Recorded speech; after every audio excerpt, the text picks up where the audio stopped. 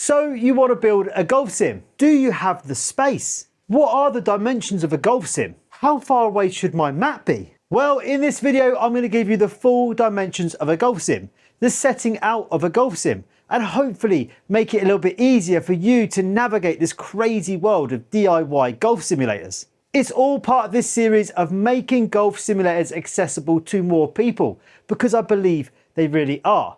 So let's get started and look at how you put together a golf sim. Rock off, we go live on the screen.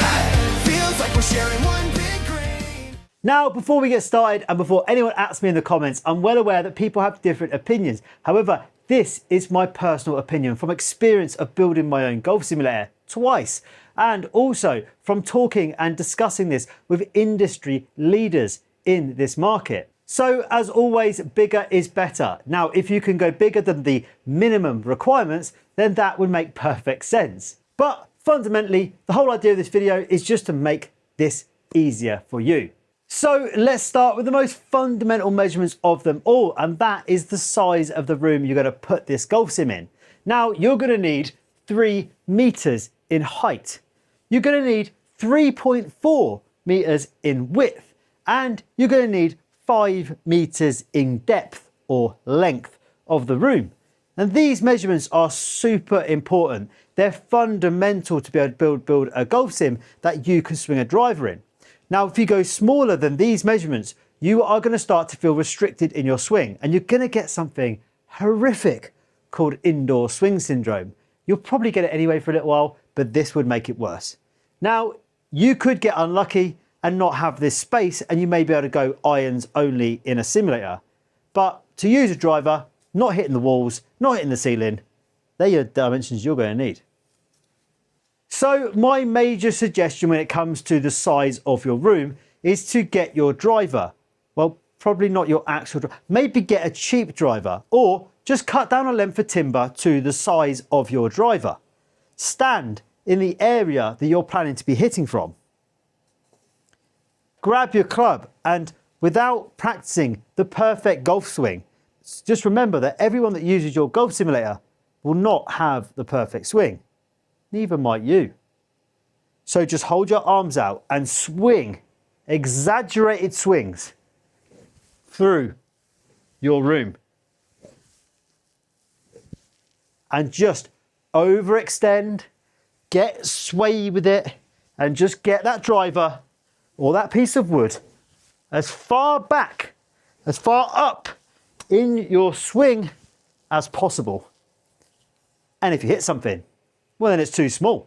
So how far do you hit the ball from the screen is one of the most common questions I get. Now, you want a distance of 2.5 meters at a minimum, and there's a couple of reasons for that. Firstly, again, as we spoke about a minute ago, you don't want to feel restricted in your swing.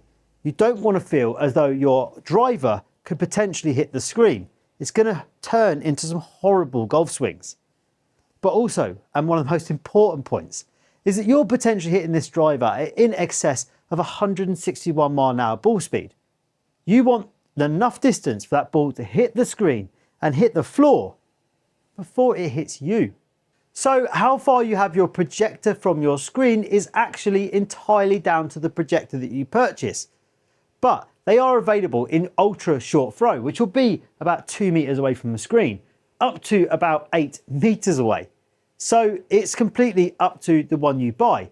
But I would always check the aspect ratio and the screen size that you have before purchasing a projector.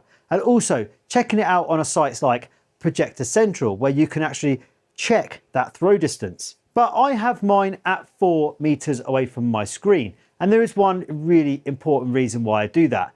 And that is because when I had my projector 2 meters away, I just felt unsafe. I felt like at any moment I could hit that projector, and it played on my mind. So for now, I'm going to go further back just for the sake of my own brain.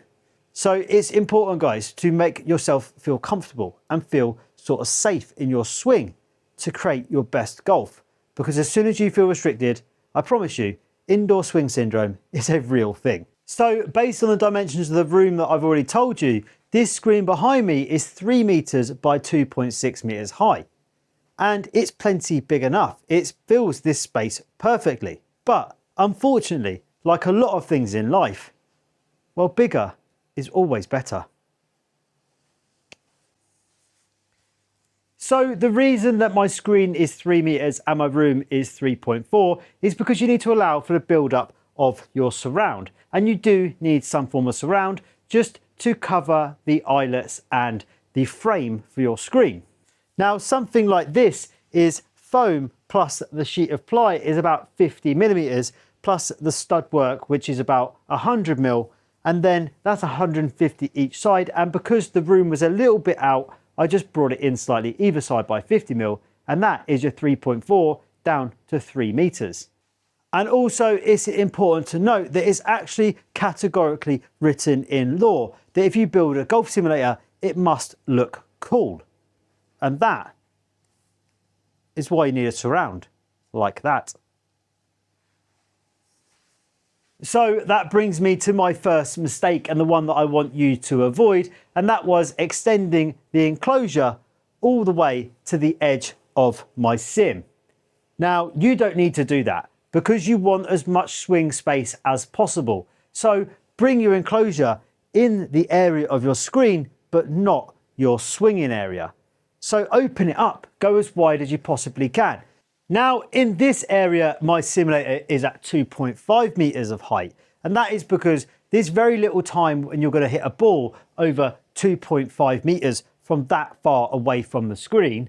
And at this point, it dives up to that 3 meters and it just frames the screen out nicely. But this is just for information purposes, as it's clearly shorter than the hitting area. Another reason to make sure you've got that 3.4 meters and that you're stopping the enclosure short is because you're going to need somewhere to control the sim from. You're going to need a computer area for a keyboard, a mouse and screens. So keeping as much space around this hitting area as possible is going to help you in this side as well. So if you're thinking you want to build a golf sim but you haven't quite got the space and you need to build a separate building, then make sure that you consult your local council or planning officers to make sure that you can actually do it. Now in the UK you have permitted development, which means you can actually build up to 4 meters in height with a dual pitch roof. You can build up to 3 meters in any other type of roof build, but as long as the lowest point of the eaves is 2.5 meters. Now that can work, and like I said, you can always lower the floor internally without having planning permission. But any of them buildings must be 2 meters away from a boundary, so you need to see what would fit within your area or your garden before you go ahead and do it. And even if you're going within permitted development, I would seek the confirmation of a planning officer, because the last thing you want to do is build this beautiful golf sim and then someone's come along and tell you to take it down. So hopefully this video has helped you in some way on your journey to building a golf simulator, and these dimensions help you in the way of planning for what you're going to build. But if you have any further information you want to know, drop a comment below and hopefully I'll be able to help you. Also, make sure you hit that like button, make sure you subscribe to the channel. It always helps us in the long run. And guys, just comment below and tell me what you want to see next as far as building a golf sim. So I've been Raw Golf, you've been awesome. On to the next one. Raw golf, we go live on the screen. Feels like we're sharing one